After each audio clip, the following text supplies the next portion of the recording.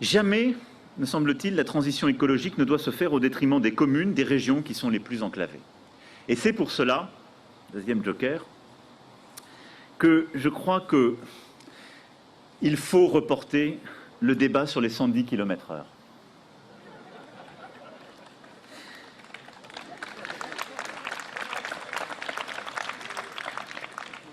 Alors, croyez-moi,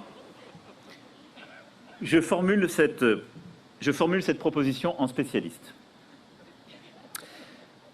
Parce que j'ai présenté beaucoup de grands plans, très ambitieux, avec beaucoup de choses formidables, qui ont parfois été résumés à une mesure ou une petite phrase.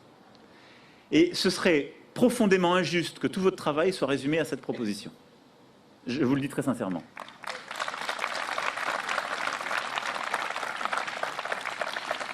J'en comprends l'objectif, mais vous avez beaucoup débattu et vous l'avez redit dans vos propos. Pour que ça marche, il ne faut pas stigmatiser les gens, il ne faut pas les diviser, il faut réussir à les embarquer, tous ensemble.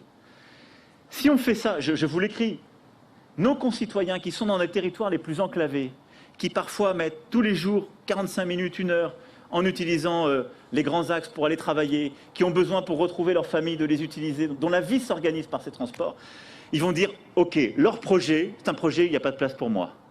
C'est un projet d'urbain. Je n'existe pas. Ce n'est pas la réponse que vous voulez apporter. Ce n'est pas vrai. Ce n'est pas la caricature.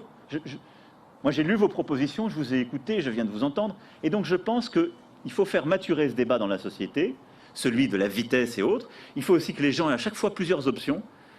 Mais ne donnons jamais le sentiment à certains de nos concitoyens qu'on les culpabilise ou qu'on les met à l'écart. Et donc, je propose de repousser ce débat. Je ne voudrais pas que vous connaissiez le même sort que moi, c'est-à-dire avoir des mois de travail qui s'abîment dans une polémique.